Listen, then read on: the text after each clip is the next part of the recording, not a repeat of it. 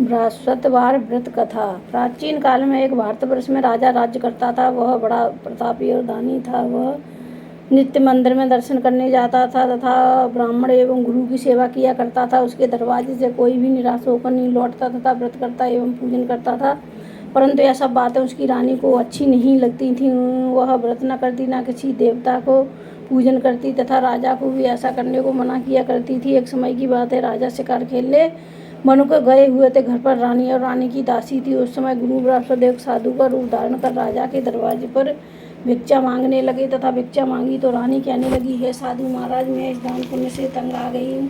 मुझसे तो घर का कार्य समाप्त नहीं होता। इस कार्य के लिए तो मेरे पतिदेव ही बहुत हैं। वह आप ऐसी कृपा करें कि यह सब धन नष्ट हो जावे तथा मैं आराम से रह सकूं। साधु बोले, हे देवी, तुम बड़ी विचित्र हो। संतान और धन से कोई दुखी नहीं होता, इसको सभी चाहते हैं। पापी भी पुत्र और धन की इच्छा करते हैं।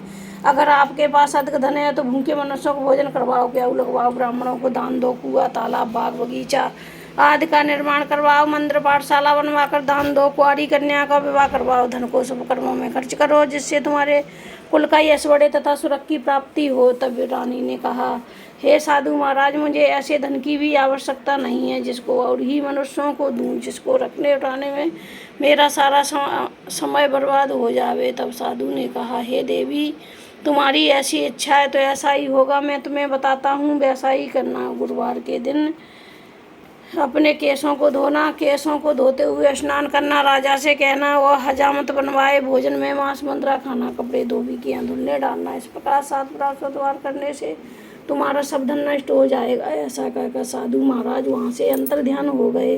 रानी ने साधु कहे अनुसार वैसा ही किया। 3 बृहस्पतिवार बीत पाए थे कि उसका समाप्त धन नष्ट हो गया और वह भोजन के लिए दोनों समय तरसने लगे, संसारिक भोगों से दुखी रहने लगे। तब वह राजा रानी से कहने लगा, हे रानी, तुम यहाँ पर रहो, मैं दूसरे देश जाता हूँ, क्योंकि यहाँ पर मुझे सभी लोग जानते हैं, इसलिए कोई कार्य नहीं कर सकता। देश चोरी परदेश भीख बराबर है। ऐसा कहकर राजा परदेश चला गया।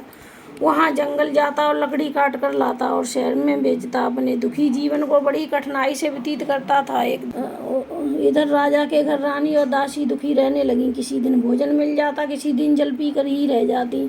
एक समय रानी और दासी को 7 रोज बिना भोजन के व्यतीत हो गए। तब रानी ने अपनी दासी से कहा, ये दासी, यहाँ पास ही नगर में मेरी बहन रहती है, वह बड़ी धनवान है, तू उसके पास जा, वहाँ से 5 शेर बेजर मांग लिया। रानी की आज्ञानुसार दासी उनकी बहन के पास गई। रानी की बहन उस समय पूजन कर रही थी, क्योंकि उस रोज बृहस्पतिवार था। जब दासी ने रानी की बहन को देखा और उससे बोली, हे रानी, मुझे तुम्हारी बहन ने भेजा है, मेरे लिए 5 शेर बेजर दे दो। इस प्रकार दासी ने अनेक बार कहा, परंतु रानी ने उत्तर नहीं दिया, क्योंकि वह उस समय बृहस्पतिवार की कथा सुन रही थी। जब दासी को किसी प्रकार का उत्तर नहीं मिला तो बहुत दुखी हुई एवं क्रोध भी आया, परंतु वह बिना कुछ कहे लौटकर रानी के पास आकर बोली, हे रानी, तुम्हारी बहन तो बहुत ही घमंडी है, वह छोटे मनुष्यों की बात का उत्तर नहीं देती। तब रानी ने कहा, हे दासी, इसमें उसका कोई दोष नहीं है। जब बुरे दिन आते हैं तब कोई सहारा नहीं देता, अच्छे बुरे का आपत्ति काल में ही पता लगता है। अब जो ईश्वर की इच्छा होगी यही होगा, यह हमारे भाग्य का दोष है।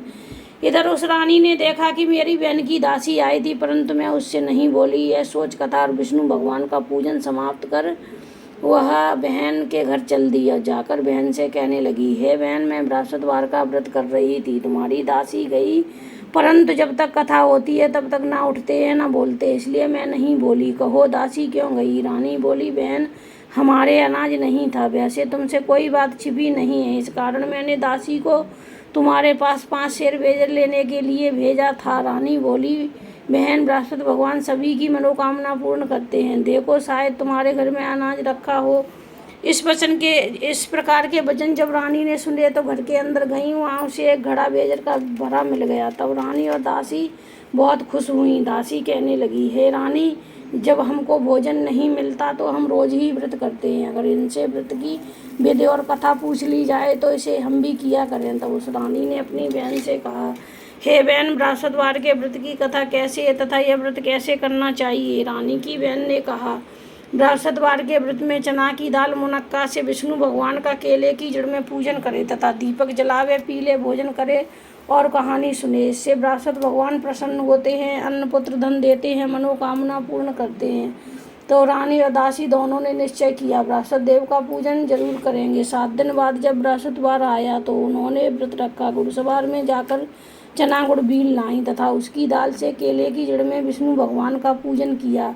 अब पीला भोजन कहाँ से आए? बेचारी बड़ी दुखी हुई, परंतु उन्होंने व्रत किया था, इस कारण गुरु भगवान प्रसन्न थे। 2 थालों में सुंदर पीला भोजन लेकर आए और दासी को देखकर बोले, हे दासी, यह भोजन तुम्हारे और रानी के लिए है, तुम दोनों खा लेना। दासी भोजन पाकर बड़ी प्रसन्न हुई और रानी से बोली, चलो रानी जी भोजन कर लो। रानी को इस विषय में कुछ पता नहीं था, इसलिए दासी से बोली, तू ही भोजन कर, क्योंकि तू हमारे व्रत में हंसी उड़ाती है। दासी ने कहा, एक महात्मा भोजन दे गया है, हम और तुम दोनों 2 थालों में भोजन करेंगी। तब रानी ने और दासी ने गुरु भगवान को नमस्कार कर भोजन प्रारंभ किया तथा अब वह प्रत्येक बृहस्पतिवार को गुरु भगवान का व्रत और विष्णु भगवान का पूजन करने लगी। बृहस्पति भगवान की कृपा से फिर रानी और दासी के पास धन हो गया। रानी फिर उसी प्रकार आलस करने लगी। तब दासी बोली, देखो रानी, पहले तुम आलस करती थी, तुम्हें धन के रखने में कष्ट होता था, इस कारण सभी धन नष्ट हो गया। अब गुरु भगवान की कृपा से हमें धन मिला है, फिर तुम्हें आलस होता है। बड़ी मुसीबतों के बाद हमने ये धन पाया है, इसलिए हमें दान पुण्य करना चाहिए तथा भूखे मनुष्यों के भोजन करवाओ, प्याऊ लगवाओ, ब्राह्मणों को दान दो, कुआं तालाब बाग बगीचा आदि का निर्माण करवाओ, निर्धन के मनुष्यों की कुंवारी कन्याओं का विवाह करवाओ, धन को शुभ कर्मों में खर्च करो, जिससे तुम्हारे कुल का यश बढ़े तथा सुरक्षा की प्राप्ति हो। तब रानी ने इसी प्रकार कार्यक्रम करने प्रारंभ कर दिए तो उनका यश फैलने लगा। एक दिन रानी और दासी विचार करने लगी, ना जाने राजा किस प्रकार से होंगे, उनकी कोई खबर नहीं। उन्होंने गुरु भगवान से प्रार्थना की। भगवान ने रात्रि में राजा को सपने में कहा, हे राजा, उठ, तेरी रानी तुझको याद करती है, अपने देश को चलो। राजा प्रातःकाल उठा, विचार करने लगा, स्त्री जात खात पहनने की संगीन होती है, पर भगवान की आज्ञा मानकर वह अपने नगर के लिए चलने को तैयार हुआ। इससे पूर्वक जब राजा परदेश चला गया तो परदेश में दुखी रहने लगा। प्रतिदिन जंगल लकड़ी लेकर जाता और उन्हें बेचकर अपने दुखी जीवन को व्यतीत करता था। एक दिन राजा दुखी हो अपनी पुरानी बातों को याद करने लगा। तब उस जंगल में बृहस्पति साधु का रूप धारण कर आए और राजा के पास आकर बोले, हे लकड़हारे, तुम इस सुनसान जंगल में किस चिंता में बैठे हो, मुझको बतलाओ। यह सुन राजा के नेत्रों में जल भर आया और साधु को वंदना कर बोला, हे प्रभु, आप सब कुछ जानने वाले हो। इतना कहकर साधु को अपनी संपूर्ण कहानी बतला दी। महात्मा दयालु होते हैं। उन्होंने कहा, हे राजन, आप चिंता मत करो, तुम्हारी स्त्री ने बृहस्पति देव का अपमान किया था, इस कारण तुम्हारी यह दशा हुई। अब तुम किसी प्रकार की चिंता मत करो, भगवान तुम्हें पहले से अधिक धनवान करेगा। देखो, तुम्हारी स्त्री ने भी बृहस्पतिवार का व्रत प्रारंभ कर दिया है और तुम मेरा कहा मानकर बृहस्पतिवार को व्रत करके चना की दाल जल के लोटे में डालकर केले का पूजन करो और कथा सुनो और कहो, भगवान तुम्हारी सभी मनोकामनाएं पूर्ण करेगा। साधु को प्रसन्न देखकर राजा बोला, हे प्रभु, मुझे लकड़ी बेचकर इतना पैसा नहीं मिलता जिससे भोजन करने के उपरांत कुछ बचा सकूं। मैंने रात्रि में अपनी रानी को व्याकुल देखा है, मेरे पास कुछ भी नहीं जिससे मैं उसकी खबर मंगा सकूं, फिर मैं कौन सी कहानी कहूं, मुझको कुछ भी मालूम नहीं है। साधु ने कहा, हे राजन, तुम किसी प्रकार की चिंता मत करो, तुम रोजाना की तरह लकड़ियां लेकर शहर को जाओ, तुम्हें रोजाना से दुगना धन प्राप्त होगा, जिससे तुम भली प्रकार भोजन भी कर लोगे तथा बृहस्पति देव की पूजा का सामान भी आ जाएगा। बृहस्पति देव की कहानी निम्न प्रकार से है। प्राचीन काल में एक ब्राह्मण रहता था, बहुत निर्धन था, उसके कोई संतान नहीं थी। उसकी स्त्री बहुत मलिनता के साथ रहती थी, स्नान न करती, न किसी देवता का पूजन करती, प्रातःकाल उठते ही सर्वप्रथम स्नान करती, बाद में कोई अन्य प्रातःकाल उठते ही सर्वप्रथम भोजन करती, बाद में कोई अन्य काम करती थी। इससे ब्राह्मण देवता बड़े दुखी थे, बेचारे बहुत कुछ करते किंतु उसका कोई परिणाम नहीं निकलता। भगवान की कृपा से ब्राह्मण की स्त्री के एक कन्या रूपी रत्न पैदा हुआ। वो कन्या अपने पिता के घर बड़ी होने लगी। वह बालिका प्रातः स्नान करके विष्णु भगवान का पूजन, भगवान का जप करती थी तथा बृहस्पतिवार का व्रत भी करती थी। अपने पूजन पाठ को समाप्त कर स्कूल जाती तो अपनी मुट्ठी में जौ भर ले जाती और पाठशाला के मार्ग में डालती जाती है। जौ सोने के हो जाते लौटते समय इन जौ को बीन कर घर ले आती थी। एक दिन बालिका सूम में सोने के जौ को फटक कर साफ कर रही थी। उस समय उसके पिता ने देख लिया और कहा, हे बेटी, सोने के जौ को फटकने के लिए सोने का सूप होना चाहिए। दूसरे दिन गुरुवार था। इस कन्या ने व्रत रखा, बृहस्पतिदेव से प्रार्थना करके कहा, हे प्रभु, मैंने आपकी पूजा सच्चे मन से की हो तो मेरे लिए सोने का सूप दे दो। बृहस्पतिदेव ने उसकी प्रार्थना स्वीकार कर ली। रोजाना की तरह वह कन्या जौ फैलाती हुई जाने लगी। जब लौटकर जौ बीन रही थी तो बृहस्पतिदेव की कृपा से उसे सोने का सूप मिला और उसे घर ले आई। उससे जौ साफ करने लगी, परंतु उसकी माँ का वही ढंग रहा। एक दिन की बात है, कन्या सोने के सूप में सोने के जौं को फटक कर साफ कर रही थी। उस समय उस शहर का राजपुत्र वहां होकर निकला। इस कन्या के रूप और कायर को देखकर मोहित हो गया तथा अपने घर आकर भोजन जल त्याग कर उदास होकर लेट गया। जब राजा को इस बात का पता लगा तो अपने मंत्रियों के साथ उसके पास गए और बोले, हे बेटा, तुम्हें किस बात का कष्ट है? किसी ने अपमान किया है अथवा कोई कारण हो तो कहो। राजकुमार ने कहा, मुझे आपकी कृपा से किसी बात का दुख नहीं है, ना मेरा किसी ने अपमान किया है, परंतु मैं उस लड़की के साथ विवाह करना चाहता हूँ जो सोने के सूप में सोने के जौ को फटक कर साफ कर रही थी। सुन राजा आश्चर्य में पड़ गया और बोला, हे बेटा, इस तरह की कन्या का पता तुम ही बताओ, मैं तेरा विवाह उसके साथ अवश्य करवा दूंगा। राजकुमार ने उस लड़की के घर का पता बतलाया। तब मंत्री उस लड़की के घर गए, ब्राह्मण देवता को सभी हाल बतलाया। ब्राह्मण देवता राजकुमार के साथ अपनी कन्या का विवाह करने के लिए तैयार हो गया तथा विधि विधान के अनुसार ब्राह्मण की कन्या का विवाह राजकुमार के साथ हो गया। कन्या के घर के जाते ही पहले की भांति उस ब्राह्मण के घर में गरीबी का निवास हो गया। अब भोजन के लिए अन्न बड़ी मुश्किल से मिलता था। एक दिन दुखी हुआ ब्राह्मण देवता अपनी पुत्री के पास गए। बेटी ने अपने पिता की दुखी अवस्था देखा तो अपनी माँ का हाल पूछा। तब ब्राह्मण ने सभी हाल कहा। कन्या ने बहुत सा धन देकर अपने पिता की विदा कर दिया। इस तरह ब्राह्मण का कुछ समय सुखपूर्वक व्यतीत हुआ। कुछ दिन बाद फिर वही हाल हो गया। ब्राह्मण फिर अपनी कन्या के यहाँ गए। लड़की बोली, हे पिताजी, आप माताजी को लिवा लाओ, मैं उन्हें विधि बता दूंगी जिससे तुम्हारी गरीबी दूर हो जाएगी। वह ब्राह्मण देवता अपनी स्त्री को साथ लेकर पहुँचे तो पुत्री अपनी माँ को समझाने लगी, हे माँ, तुम प्रातःकाल उठकर प्रथम स्नान करके विष्णु भगवान का पूजन किया करो, सब दरिद्रता दूर हो जाएगी। परंतु उसकी माँ ने एक भी बात नहीं मानी और प्रातःकाल उठकर अपनी पुत्री और बच्चों की जूठन को उठाकर खा लिया। यह देखकर उसकी पुत्री को बहुत गुस्सा आया। एक रात कोठरी से सामान बाहर निकाल कर अपनी माँ को उसमें बंद कर दिया और प्रातःकाल उसमें से निकाला, स्नान करा के पाठ कराया तो उसकी माँ की बुद्धि ठीक हो गई और प्रत्येक बृहस्पतिवार को व्रत रखने लगी। इस व्रत के प्रभाव से उसकी माँ भी बहुत ही पुत्रवती और धनवान हो गई। बृहस्पति जी के प्रभाव से वह स्वर्ग को प्राप्त हुई तथा ब्राह्मण भी सुखपूर्वक इस लोक के सुख भोग कर स्वर्ग को गए। इस तरह कहानी कहकर साधु देवता वहाँ से अलोप हो गए। धीरे धीरे समय व्यतीत होने पर बृहस्पतिवार का दिन आया। राजा जंगल से लकड़ी काटकर शहर में बेचने गया। उसे उस दिन से ज़्यादा पैसा मिला। राजा ने चना गुड़ लाकर बृहस्पतिवार का व्रत किया। उस दिन से उसके सभी कलेश दूर होने लगे। परंतु दोबारा बृहस्पतिवार का दिन आया तो राजा बृहस्पतिवार का व्रत करना भूल गया। इस कारण बृहस्पति भगवान नाराज हो गए। नगर के राजा ने विशाल यज्ञ का आयोजन किया तथा शहर में एक घोषणा करवा दी गई, कोई भी मनुष्य अपने यहाँ भोजन न बनावे, आग न जलावे। समाप्त, जनता मेरे यहाँ भोजन करने आए। जो इस आज्ञा को नहीं मानेगा उसके लिए फांसी की सजा दी जाएगी।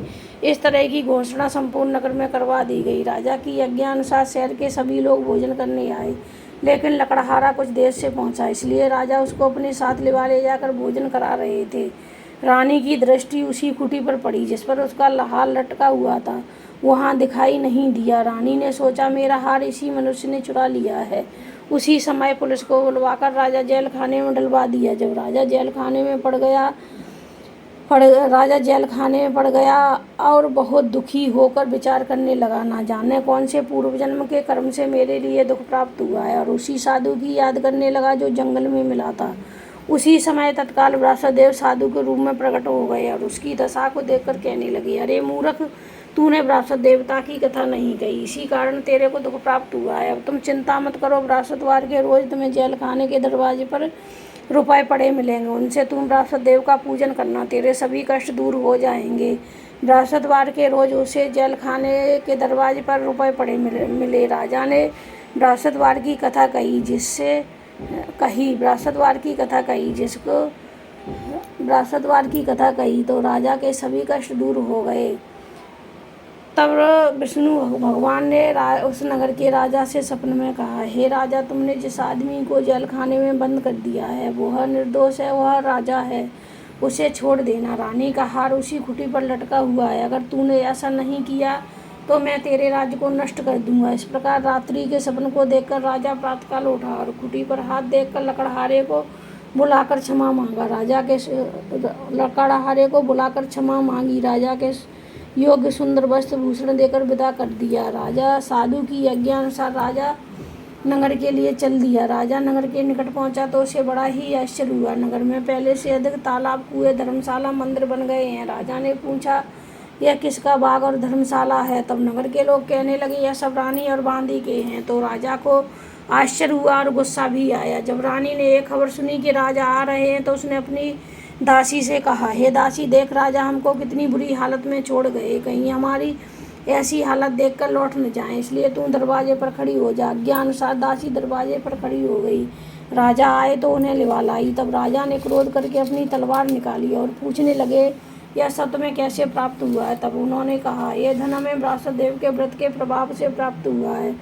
तब राजा ने निश्चय किया, सभी लोग 7 रोज बाद सभी लोग बृहस्पतिदेव का पूजन करते हैं, परंतु मैं रोजाना दिन में 3 बार कहानी किया करूँगा, रोज व्रत किया करूँगा। अब हर समय राजा के दुपट्टे में चना की दाल बंधी रहती तथा वह दिन में 3 बार कहानी कहता है।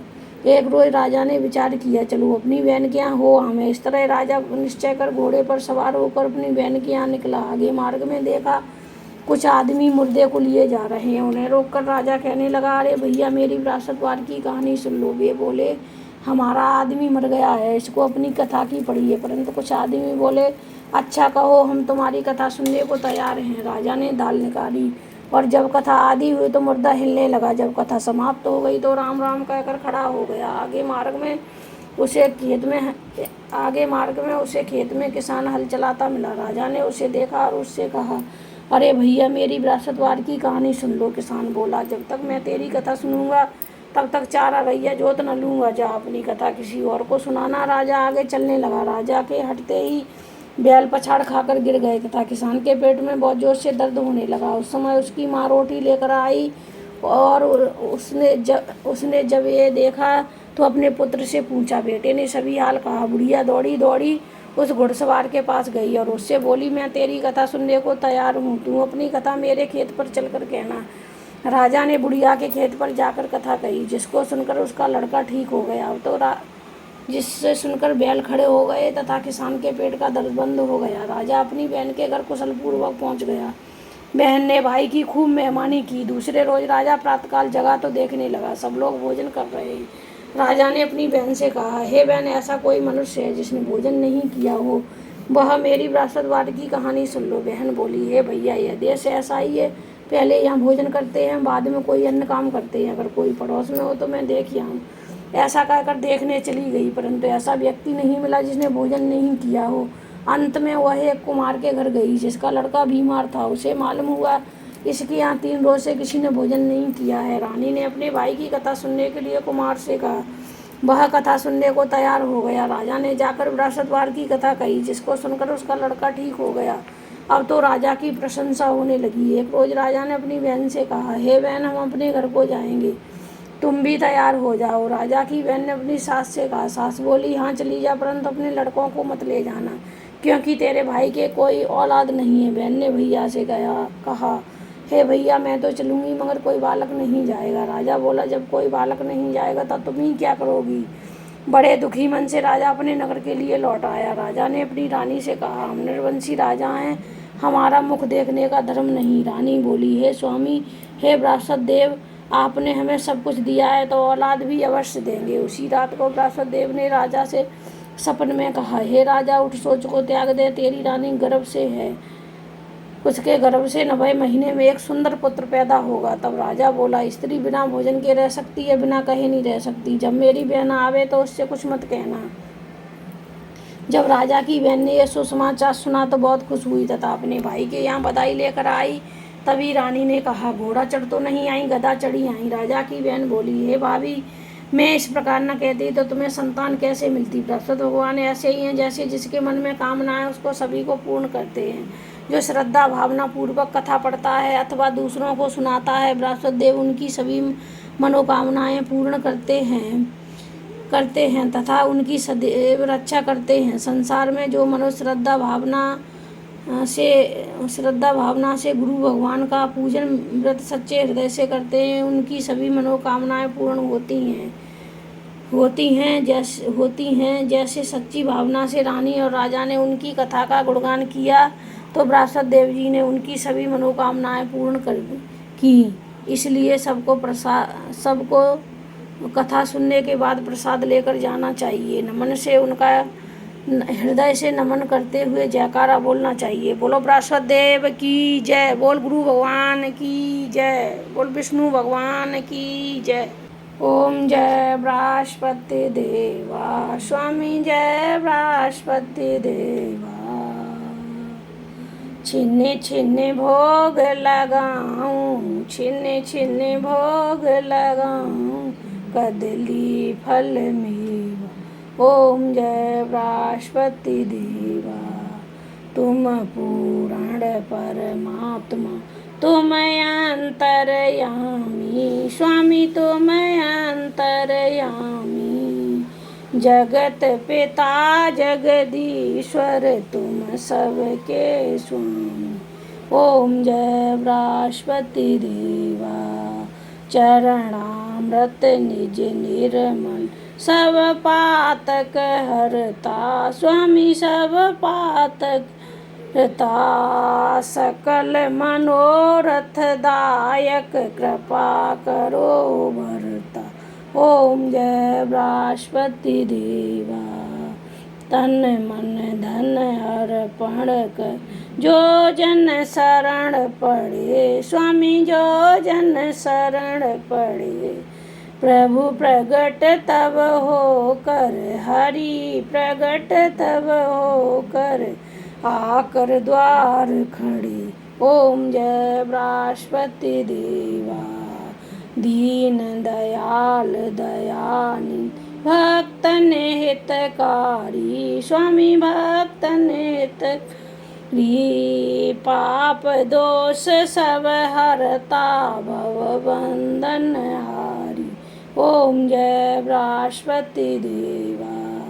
सकल मनोरथ दायक, सब संशय तारो स्वामी, सब संशय तारो। विषय विकार मिटाओ, विषय विकार मिटाओ, संतन सुखकारी। ओम जय बृहस्पति देवा। जो कोई आरती तेरी प्रेम सहित गावे स्वामी, हृदय सहित गावे।